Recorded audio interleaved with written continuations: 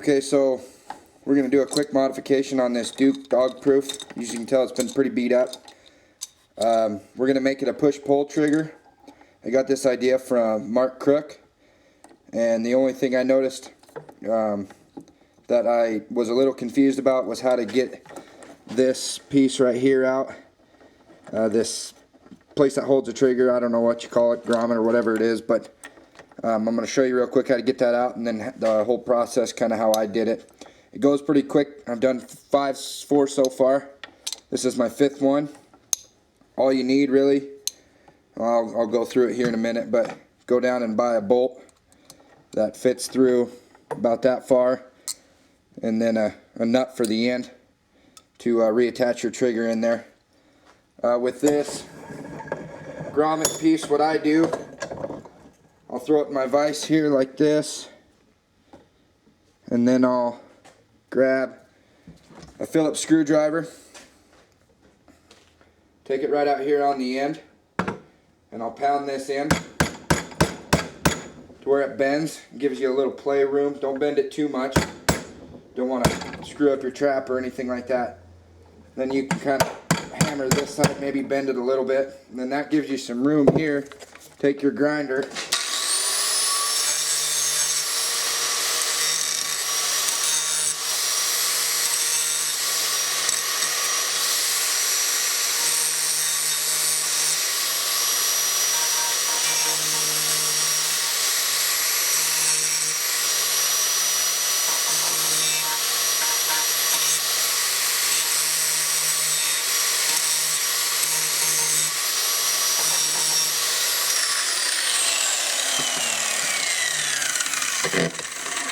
once you get that lip to edge ground down, you can take your screwdriver again and pop it right through.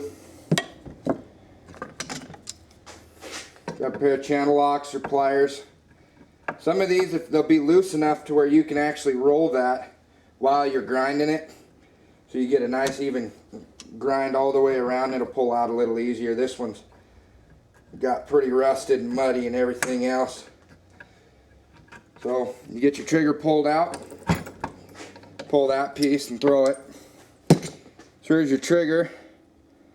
Ours are pretty dang used. Throw that aside.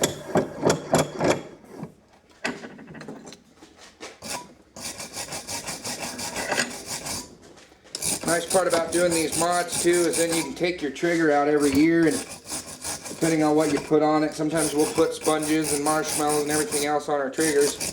Then it'll rain and then it'll get sticky and nasty. Clean those off a little bit. Flip it around, clean out your notch here. So yeah, like I was saying, you can take these triggers out every year and clean them out real good now. So once you get this, the trigger originally goes in like this, where it's flat. So you can see that, where it's flat. And you turn it over, and I know Mark Crook showed all this stuff, but I'm just reiterating it, I guess. He's got a lot of good videos. Like I said, this is where I got the idea from. And I've done about 5 in, maybe a half hour or so. It's real easy. So with your notched, or your little groove side here down, you want to figure out which way you want to twist your trigger, and I twist mine to the right. So I'll twist this to the right hand side.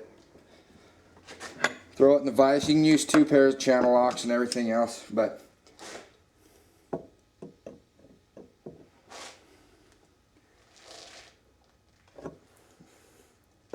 give her a good twist. Line her up as well as you can with the dog to where it's flat. You might have to do some up-down bend, side-to-side bend.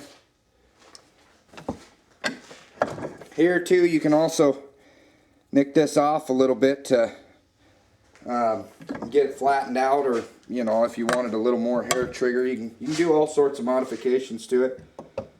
I'm just gonna kind of keep it as it is here. I've found they do all right if you just keep it how it is.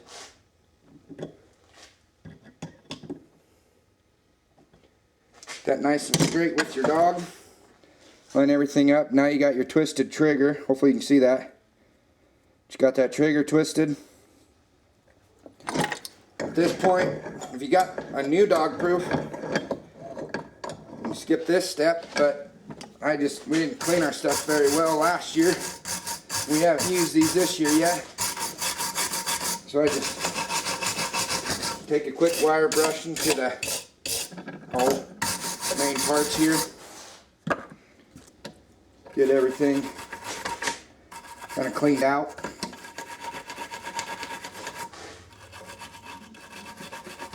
And at this point, I'll usually take my channel locks and go ahead and give that piece you bent in, bend her back out, and get her as straight as you possibly can on both sides there. Trigger's ready to be put back in. Just slide your bolt right in through your trigger. Line everything up.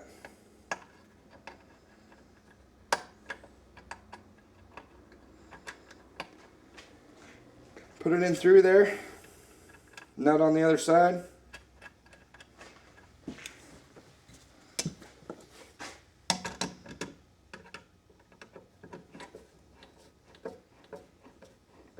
Give her a good crank down, test your trigger. It's got good fringe movement. Then what I do, I'll set it. That'll kind of show you how that dog lines up. Mine's not fully flat, but you know, it's okay. I'll take a permanent marker and mark right about where I want to grind down.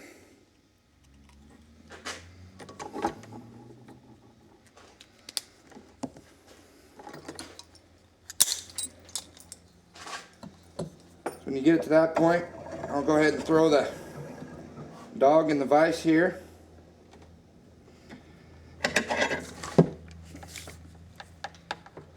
Take my grinder, and this is a big step too. You want to pay attention because with your trigger facing to the right side, when you flip your trap around, you want to notch on the right side of your dog. You want to make sure that you're notching on the correct side, or you're going to completely ruin your trigger assembly and everything else. So it's going to be kind of a bad day. You have to get a new dog. So I'm going to notch this out.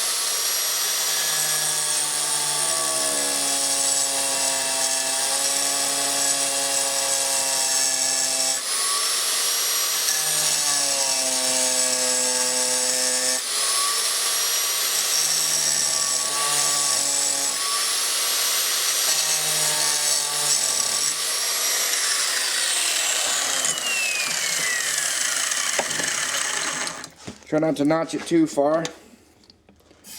Put her in some water and cool her down.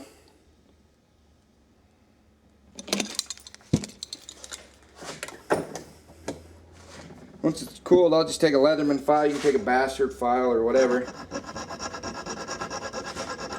And I'll just kind of try to clean it up a little bit and make it smooth so it looks good. Probably not necessarily needed, but I don't know, I'm kind of meticulous about this stuff. Try to make everything look good. File it down, get all the burrs off there.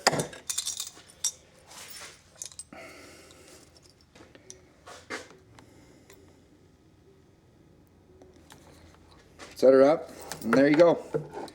Got your push-pull trigger. Again, I got this from Mark Crook. Check out his videos. He's got a lot of good modification, and some different videos that I've seen were pretty good. Here's your push.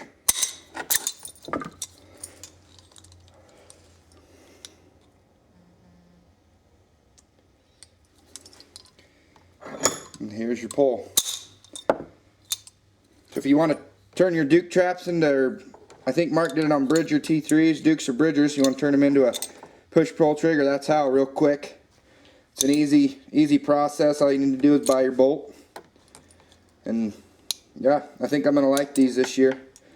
We're going to run them here hopefully this week and make sure everything's working on them. But you can adjust these triggers and stuff. You know, you can bend them however you need them, or notch them out more or less, or file them down more or less. You can do some work on actual trigger, sorry, I meant dog. You can file down your trigger a little bit to make it a little more hair trigger. So, yeah, hopefully that helped.